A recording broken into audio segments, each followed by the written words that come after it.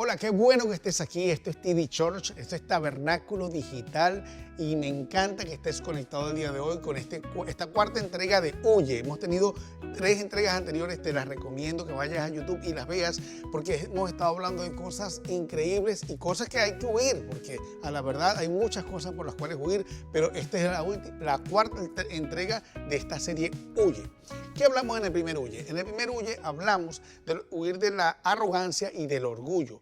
Trajimos los ejemplos del rey Usías, quien se llenó su corazón de orgullo y que después de haber sido ayudado por un gran pueblo y principalmente con Dios, se olvidó de todo eso y quiso hacer lo que no le correspondía, brotándole lepra en la frente y tuvo que ser sacado del reinado. Hablamos también de Abimelech, hijo de Gedeón, quien a la fuerza quiso hacerse rey y mató a sus otros hermanos y precisamente también murió con una piedra que le cayó en la cabeza precisamente por la arrogancia, el orgullo de querer lucir cuando no te tocaba lucir.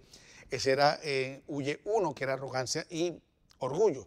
Luego hablamos de lo que era la impureza sexual y para eso hablamos de un caso particular que es el Amnón, el hijo de David, quien siendo el primogénito y teniendo la primogenitura del reinado de David, se dejó enfermar por esos pensamientos que muchas veces vienen a nosotros mismos y que le dio rienda suelta a pensamientos impuros, lo que generó que violentara, abusara de su media hermana Tamar, cosa aberrante, horrible, y vemos como la muerte también le acechó porque precisamente obró como no tenía que obrar y hizo una ruptura en su familia.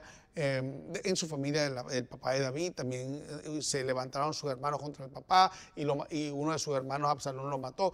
Bueno, un caso patético.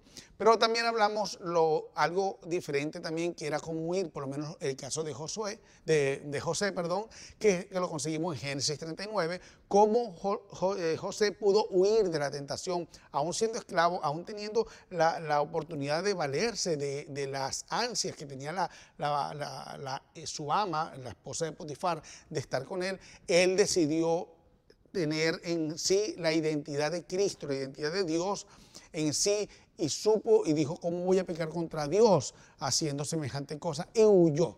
Es una manera muy inteligente para nosotros de huir cuando tengamos las tentaciones que en muchas oportunidades nos rodean. Necesitamos huir y es una forma bonita, de escapar de las cosas. Huye, cuando te veas en malas, huye, por lo menos huyendo de lo que es la parte de inmoralidad sexual. Huye a la pornografía, huye a los espacios cerrados con personas del sexo opuesto, solos. Huye de todas las cosas que pueden hacer que caigas en tu caminar con Cristo. Luego hablamos acerca de la mentira. Hablamos de cómo Pedro encaró a 2 personajes, Ananías y Zafira, quienes eran un matrimonio y se pusieron de acuerdo para mentir al Espíritu Santo, dice la Biblia, se pusieron de acuerdo para mentir al Espíritu Santo e ir delante de los apóstoles y decir que una heredad que habían vendido, que se suponía que la tenían que entregar toda, no era una obligación entregarla, no era una obligación venderla, pero si lo querías hacer, la entregabas y la entregabas toda, o por lo menos él podía haber dicho que no era toda la heredad, sino que estaba dando parte de la heredad y no había problema si hubiese dicho eso. Pero el caso fue que ellos se pusieron de acuerdo para mentir y mentir al Espíritu Santo. Cuando vinieron delante de Pedro, Pedro le dice, no le mintieron a Dios, no le mintieron a los hombres, sino le mintieron a Dios. Y los 2 fallecieron. ¿Quién nos deja de esta historia de huye?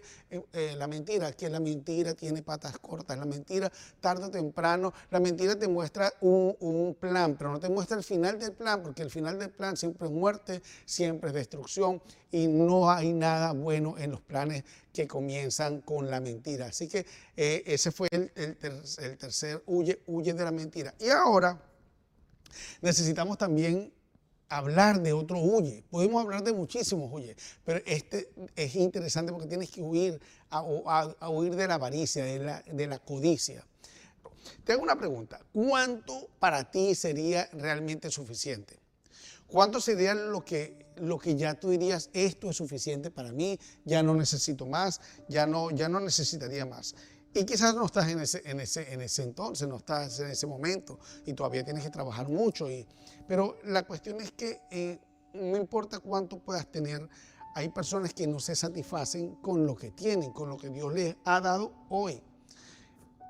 Estuve haciendo unos cálculos con ChatGPT, diciéndole aproximadamente si una persona de 4 miembros de una familia, una persona que vive en el lugar más exclusivo de Miami, que tenga desayuno, almuerzo, cena, todos los gastos, luz, comida, salidas, 3 vacaciones al año, todo un estilo de vida increíble, ¿cuánto gastaría al año? Y en los términos que hablamos, que evidentemente no es algo cerrado, pero ustedes podrían hacer la comparación, así lo hagan un poquito más. Sacaba cuenta de que para una familia de 4 personas viviendo en la zona más exclusiva de Miami, podría gastar al año $2 millones, siendo una familia, por supuesto, buena, poderosa. Y en 95 años que puede durar una persona aproximadamente, hasta menos, puse 95 por exagerar, se podrían estar gastando una gran cantidad de millones. Pero cuando le pregunté, creo que decía 35 millones, algo así. ¿Cuántas vidas necesitaría un Elon Musk, el hombre más adinerado del mundo en la actualidad? ¿Cuántas vidas necesitaría para volver a vivir así? Yo lo puse en Miami, pero lo puedes poner en California, puedes hacer esa prueba para que tú veas. Y decía que necesitaría 4.500 vidas para gastarse toda su fortuna. Esta pregunta que les voy a decir se le hicieron a Rockefeller. Rockefeller fue una de las personas más adineradas del pasado, fue el Elon Musk de hace unas décadas atrás. Y una vez le hice una pregunta, ¿cuánto es suficiente? Y él respondió algo que es curiosamente interesante, porque si bien alguna persona podría decirlo, sí, siempre hay que procurar más, pero a veces ese más es algo que lo que sencillamente demuestra una insatisfacción interna, porque él lo que respondió fue un poquito más. No tuvo la humildad de decir, tengo suficiente para vivir, tengo todo lo que necesito para vivir, por lo menos monetariamente. No necesito tanto, no necesito más. Pero a veces nosotros decimos incluso eso, solemos decir, no necesito tanto, pero nosotros vamos al mercado, al mall y terminamos comprando aquello que no necesitábamos porque sencillamente estaba en oferta. Vivimos realmente en una sociedad que ha diseñado toda su estructura para generarnos insatisfacción, para generarnos codicia, donde la codicia tiene como una habilidad peligrosa, porque la codicia, mira, la codicia convierte los milagros de ayer, los milagros que teníamos ayer, que eran milagros, los convierte hoy en insuficiencias. Convierte los milagros de ayer en insuficiencias de hoy. Y el problema el problema no es trabajar, el problema no es crecer. Es cuando tener más deja de ser sencillamente una posibilidad y se convierte en una condición interna para tener paz, para tener tranquilidad. El producir ya es, o el generar más, es sencillamente el botón que creemos que nos va a generar paz. Pero Jesús dijo algo en Lucas 12:15. Dijo, tengan cuidado, absténganse de toda avaricia. La vida de una persona no depende de la abundancia de sus bienes, nos decía Jesús. Y la codicia regularmente empieza cuando lo que quiero se vuelve más importante de lo que Dios dijo. Cuando se convierte en algo por encima de la palabra del Señor y nos hace hacer más de lo que deberíamos estar haciendo, o enfocándonos en lo que no deberíamos enfocarnos, para enfocarnos en lo que nuestra vida, nuestros ojos, la vanagloria de la vida y la codicia de los ojos nos lleva, nos convierte y nos ataca y nos ata.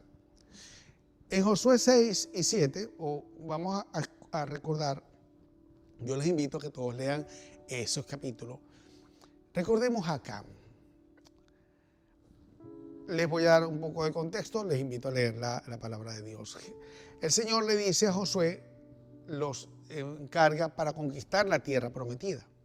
La tierra prometida, había una gran cantidad de lugares, pueblos y tierra que era la que Dios le había prometido a su pueblo. Y ellos van a tomar posesión, cruzan el río y van a tomar posesión de esa tierra. En la primera ciudad en que van a conquistar se llama Jericó, o se llamó Jericó. Esa ciudad fortificada con muros altos, bien fornida, bien cuidada de alguna manera. Perdón, se encuentra en el camino del pueblo de Israel. El Señor da indicaciones, le dice a Josué que se prepare para la batalla. Pero es algo curioso porque la preparación a la batalla para conquistar esa ciudad fortificada con muros era algo, podría decirse, inverosímil, rara, con cierta desconfianza si lo vemos en la parte humana. Porque Dios le dice a Josué que van a caminar alrededor de la ciudad 7 días y el último día van a dar 7 vueltas. Y luego al sonido de las trompetas, con voz en cuello, todo el pueblo iba a gritar de manera tal que los muros iban a caer y decía, cada uno entre, cada uno siga adelante, vaya adelante a conquistar. Pero había una indicación particular. El botín, recuerden que estamos hablando de una cultura, un contexto, de una historia muy diferente a la actual, pero lo que aconteció en ese momento. El botín, que es las riquezas que se conseguían a través de esas conquistas, el botín iba a ser entregado a el templo y que no podía tomarse y todo lo demás debía quemarse, o sea, no podía quedar nada allí. Esa es la orden directa, todo tenía que quemarse, excepto, y el botín que se consiguiera iba a quedar en posesión del templo. Esa era la indicación. Y después de esa ciudad iban a venir otras ciudades. Miren esto, iban a venir muchas otras ciudades porque era una gran tierra que Dios les había prometido a todos ellos. Entonces llegamos a una familia que se llamó Acán, o por lo menos la familia de Acán. La familia Acán, luego de que Israel conquista Jericó, y que les comento que ya Dios les dijo que no tomen nada, eso era sencillamente una prueba para el corazón. Pero Acán, este señor, vio un manto que dice la Biblia que era un manto babilónico. Él vio un manto, vio plata, vio oro, pero aquí es el problema, porque todos vieron, posiblemente ese manto lo vieron algunos otros. No sé si él fue el único que lo vio, pero es posible que muchos otros hayan visto el manto o cosas similares. Pero dice que él vio el manto, él vio el oro, él vio la plata, pero aquí está lo que realmente aconteció. Él los codició. Y luego que los codició, los tomó. Y luego que los tomó, los escondió bajo su tienda. Y así, querida iglesia, así, exactamente así, avanza el pecado en nuestra vida. Entra por los ojos, nos conquista nuestra imaginación y luego dirige nuestras manos a tomar lo que no es nuestro. Y lo peor es que nos obliga luego a vivir ocultando eso que podría hacerse o llamarse una bendición. Wow, me gané tantos miles de dólares haciendo esto, pero luego terminas escondiéndolo porque así actúa el pecado. A veces nosotros cantamos en la iglesia, Cristo es suficiente, pero vivimos realmente como obsesionados con demostrar que tenemos más. O sea, no nos basta Cristo, sino que tenemos que aparentar que tenemos más. Eso nos pasa regularmente a todos. Y Acán, miren esto, Acán sacó cosas de Jericó, pero metió a Jericó y su significado, lo que era se llamaba Jericó, lo metió dentro de su casa. Es decir, que hay murallas que a veces Dios derriba delante de nosotros. Murallas, trabajos, lugares que eran aparentemente imposibles. Hay murallas que Dios derriba delante de nosotros. Pero todavía deben caer dentro de nuestro corazón, deben caer dentro de nosotros. Y esto es interesante porque esto lo que significa es que la codicia desconfía de Dios. Acá le estaba, digamos, al comienzo de una promesa, como les dije, había muchas otras ciudades. Pero la codicia le hizo pensar que si no tomaba eso, si no tomaba el botín, perdía la oportunidad. Es como cuando a veces las personas empiezan, no, pero esta es la oportunidad que yo tengo. Si no es este momento, se va a ir la oportunidad, es ahora, tiene que ser ahora, tiene que ser ya. Y nos dejamos influenciar por nuestra propia codicia, nuestra propia mente, de tener las cosas más rápidos, de tener las cosas con más rapidez, las cosas que han sido prometidas. Dios le había prometido toda esa riqueza, pero era como una prueba de corazón, que esto le pertenecía al Señor, que era como una especie de ofrenda, una especie de primicia. Y es que la codicia no es solo, digamos, amor al dinero, amor a las cosas. En realidad la codicia es una desconfianza del carácter de Dios, de creer que Dios no es suficiente para nosotros, de creer que por si acaso Dios se le olvida que estoy aquí, por si acaso Dios se le olvida que yo tengo que pagar la renta o el mortgage el mes que viene, por si acaso Dios se le olvida que tengo que hacer mercado el próximo mes, yo voy a tomar esto. Cuando tomamos fuera de la voluntad de Dios, estamos diciendo al Señor prácticamente, Señor, no confío en que tú puedas cuidarme, así que yo me voy a cuidar, yo me cuidaré. Hay un dicho popular que la gente dice, que Dios dice, ayúdate que yo te ayudaré. Eso no lo dice la Biblia. Puede decir algo que pueda parecer algo, pero eso no lo dice la Biblia. Pero es como que le digamos eso al Señor, Señor, miren, yo no confío de verdad, Dios, que tú puedas cuidarme en el futuro, así que voy a cuidarme yo mismo y voy a tomar esto como un adelanto, Señor, lo voy a tomar para el futuro, porque queremos ser sonar como que somos previsivos, pero estamos tomando lo que no corresponde, sobre todo en el tiempo. Descansa de verdad en creer que literalmente el Dios que hizo el milagro ayer va a hacer el milagro hoy. La Biblia dice que Dios es el mismo ayer, hoy y siempre. Así que quien descansa en eso sabe que no necesita tomar por la fuerza lo que el Padre le puede dar por gracia. O sea, Dios te puede dar por gracia lo que tú quieres tomar por la fuerza. No lo tomes por la fuerza, porque vas a perderte de la gracia de Dios. Espera en Dios, porque Dios tiene cosas grandes, agradables, bonitas, cosas que no imaginamos para nuestro futuro. Pero necesitamos confiar en el Señor. Y lo interesante de esta historia de Acán es que esto es algo que pega bastante, porque a la verdad, todas las cosas escondidas, todo lo que uno hace en secreto, a escondidas, no afecta únicamente a la persona que está, digamos, cometiendo ese hecho, ese pecado. Ojalá quisiéramos, creo yo que todos quisiéramos que nuestros pecados únicamente nos afectaran a nosotros, pero detrás de nuestro pecado, o consecuentemente, o por consecuencia de nuestro pecado, nuestra familia también se afecta. Tras el pecado de Acán, de haber tomado ese manto babilónico, esa plata y ese oro, Israel fue derrotado en Ai. Ai es otra ciudad que ellos iban a conquistar. Era una ciudad pequeña, una ciudad que no necesitaba, según ellos, no necesitaban grandes soldados para ir a atacar.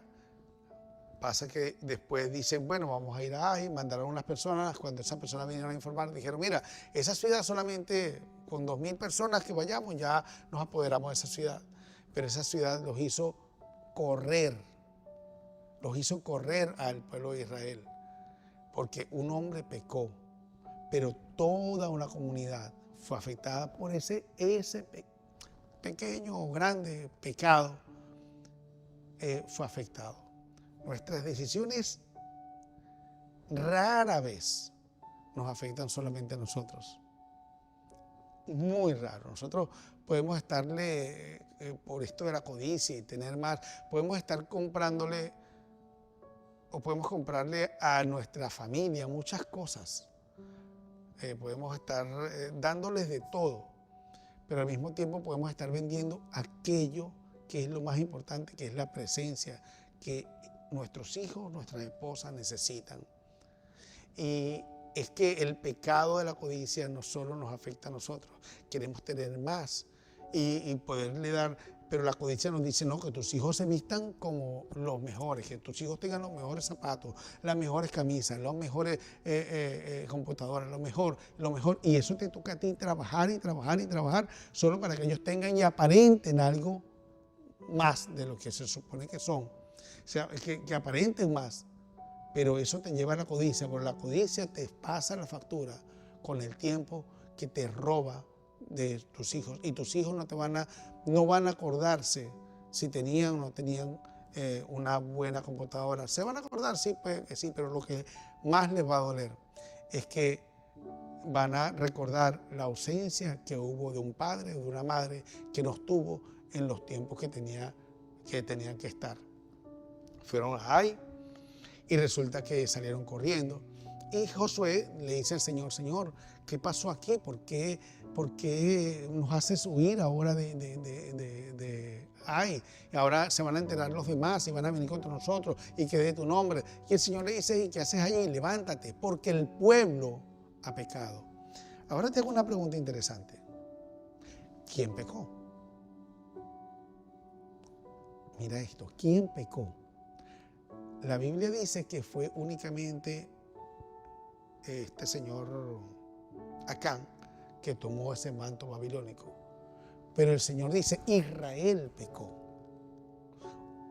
El pueblo que estaba junto en eso fue afectado por este robo de Acán. Y Dios le dice, el pueblo pecó. Y resulta que, para decirle la historia un poco completa, llaman a las familias. Dios, por suerte, llegan a la familia de Acán.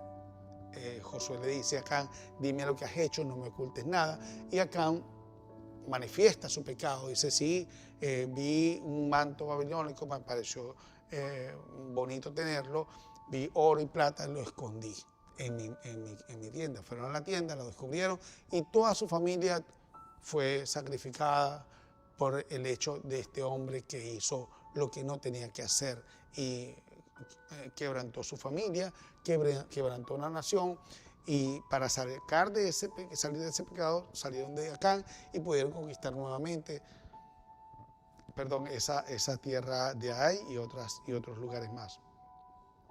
Pero ahora mira cómo trabaja el pecado. Y quiero que lo pienses en esto. ¿Qué iba a hacer Acán con un manto babilónico? ¿Dónde lo iba a lucir? Porque donde quiera que lo llevara, iban a reconocer que era un manto babilónico. Le iban a decir de dónde lo sacaste, cómo lo obtuviste. Y eso iba a tener que generar quizás mentiras, quizás más pecado, quizás más cosas que tendría que hacer. ¿Dónde lo compraste? Capaz que iba a decir que lo compró en Valenciaga, pero no creo bueno, eso es un punto aparte. Pero bueno, el hecho está en que ¿qué iba a hacer? Pero sin embargo el pecado no te deja medir las consecuencias. El pecado te asfixia, luego que te promete, te asfixia para que tú tengas que esconder tu pecado. Aquello que conseguiste que conseguiste de mala manera, tienes que ocultarlo porque las personas se van a dar cuenta cuando vean que tú no tienes capacidad de tener tal o cual cosa.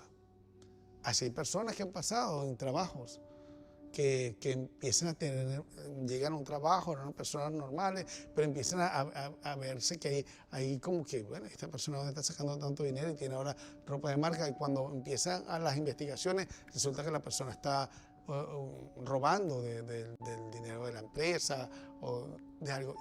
De eso no se trata la vida, de eso no tenemos que hacer. Acán robó este manto babilónico que tuvo que luego enterrar para que nadie la viera. No sé si logramos entender esto, pero eso hace el pecado. Te promete, pero después te obliga a esconder aquello que realmente se suponía que ibas a disfrutar. Todo lo que tú tienes que ocultar para conservarte y para mantener estatus va a terminar quitándote más de lo que se supone que te dio. La codicia se mide por el dominio que el deseo ejerce sobre tu corazón. Esa capacidad de fuerza que tiene esa capacidad de dominio que tiene el deseo de oprimir tu corazón y hacer lo que lo obedezcas. Tal cual es el pensamiento del hombre, tal cual es él. Necesitamos nosotros saber que nuestros pensamientos tienen que obedecer, nuestros deseos tienen que obedecer a nuestros pensamientos, no nuestros pensamientos tienen que obedecer a nuestro corazón o a nuestras emociones, a nuestros deseos. Y eso no es cuestión de dinero, porque alguno podría decir, no, le hacía falta, era pobre, pero a la verdad no. Tú puedes tener mucho dinero, y conozco personas hermosas que Dios las ha bendecido, que tienen mucho dinero, pero son personas hermosas con las manos abiertas. Pero también puedes tener poco y vivir con los puños cerrados, porque no se trata de cuánto tienes, se trata de el corazón. Se trata de eso que está dentro de ti, que te permite bendecir, te permite darle a otras personas. Así que necesitamos tener un momento en que nosotros podamos decir basta. En algunos lugares de nuestra vida hay momentos que tenemos que decir basta, basta.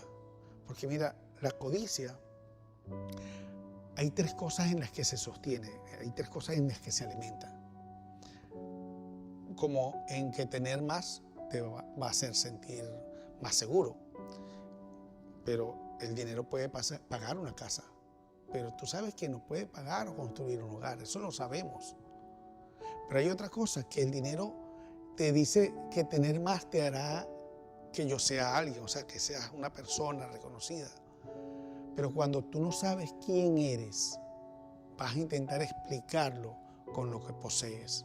Por eso ves muchas personas que lo que más muestran en sus redes es la cartera que tienen, los anillos que tienen, los carros que tienen, la casa que tienen, y todo su vida radica en mostrar cuál es la ropa de marca o el reloj de marca que tienen. Conozco varias cuentas y de gente incluso conocida que no pueden sacarse una foto sin que no se le vea el reloj de última gama, o que no se vea el símbolo del Ferrari en el carro, que puede que sea alquilado o no, pero es como que ves que la intención del corazón es que quieren mostrar algo, quieren mostrar lo que tienen, porque como son o tienen tanto vacío, no pueden dar de lo que ellos son porque no saben lo que son.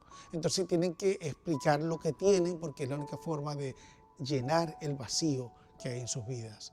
Cuando tú no sabes quién eres, vas a intentar explicarlo con lo que posees. Y hay un tercer punto de la codicia, lo que se sostiene en la codicia, y es que tener más te va a hacer feliz.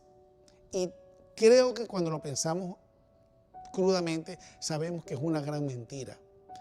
Ninguna cosa creada, pero ninguna, créemelo, ninguna cosa creada puede llenar un corazón que fue diseñado para ser lleno por su creador, que es el Señor Jesús, que es Dios. Nada puede llenar tu corazón más que aquel que lo diseñó y que hay un espacio que únicamente llena el Señor Jesús. Y necesitamos hoy vernos al espejo, vernos ante el Señor, vernos al espejo y como si fuese el mismo Señor Jesús diciéndonos en lo que decía en Mateo 6:24, que decía, nadie puede servir a dos señores. Nadie puede servir a dos señores. No pueden servir a Dios y al dinero. El dinero es un excelente servidor, pero es un amo pésimo. Un amo que nunca se satisface, un amo que golpea y critica y te oprime hasta más no poder. Pero entonces te preguntaría, ¿qué controla tu paz?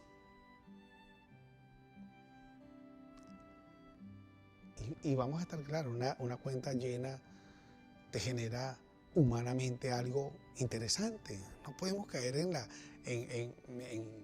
no, claro que te llena algo interesante. Pero eso te da paz. O la cantidad de dinero que tienes te controla tu generosidad. O el dinero que tienes, ¿será que controla tu identidad? ¿Será que el dinero que tienes, entonces si tengo, eres obediente? O sea, te hace ser obediente solamente si tienes. Solamente si hay dinero puedes ser generoso, o si hay dinero puedes ser bondadoso. Yo creo que Dios quiere hoy, el día de hoy, darnos un ejemplo de lo que nosotros, un ejemplo triste, podríamos hablarlo del ejemplo de Acán, pero darnos ejemplo de que nosotros necesitamos empezar a ver qué hay dentro de cada una de nuestras tiendas, qué hemos escondido, que está escondido por vergüenza, porque se suponía que eso era una bendición, pero sabemos que no lo es. Nuestro corazón sabe cuando algo no es de bendición. ¿Qué está escondido? ¿Qué tenemos escondido? ¿Qué debemos pagar? ¿Qué cuentas debemos pagar? ¿Qué cuentas dejamos de pagar en el pasado que no hemos resarcido y hemos dicho, mira, ¿sabes qué? Te debo tanto, toma tanto. Sé que te debía tanto y me quedé debiéndote tanto. Recordemos a Zaqueo. Mira, cuando la gracia de Jesús entró a la casa de Zaqueo, su perspectiva cambió de una manera tan radical que él no necesitó que nadie le dijera ni le exigiera nada. Él por sí mismo decidió reparar sus errores compartiendo con los que les había quitado sus bienes. Cuando Jesús ocupa el centro, el trono, la medida donde Él tiene que estar parado, el dinero pierde el dominio sobre nosotros, sobre nuestras decisiones. Quizás esta prédica te hace recordar a ti como a mí deudas del pasado que tenemos que, como Zaqueo, decir, hey, hice lo malo, toma lo que te debo. Así sea de amor, así sea de dinero, así sea de conducta, así sea de perdón. Pero hay cosas que la codicia no nos ha dejado tener ese perdón. Necesitamos ser excelentes en todos. Ser excelentes en conducta. No es que seamos más que otros, no. Tenemos la cobertura de Cristo. Pero busca qué tienes debajo de tu tienda. No construyas una vida llena de posesiones, que no haya espacio para Dios, porque tienes tantas cosas escondidas en tu tienda que no hay espacio para que Dios entre y sea el Señor de tu vida. Hoy es el momento de sacar los mantos babilónicos de nuestra vida, sacarlos, exponerlos a la luz. Y Cristo no quiere venir a avergonzarte, sino quiere rescatarte